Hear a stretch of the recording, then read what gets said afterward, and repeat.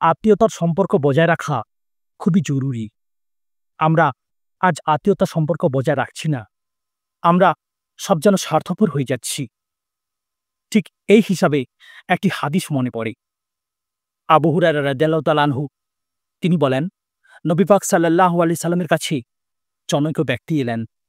তিনি নবীজি সাল্লাল্লাহু আলাইহি সাল্লামকে বললেন, ইয়া রাসূলুল্লাহ, আমি আমার অনেক আত্মীয়কে খুব যত্ন করে দেখি। তাদের সাথে আমি খুব ভালো ব্যবহার করি। কিন্তু হায়!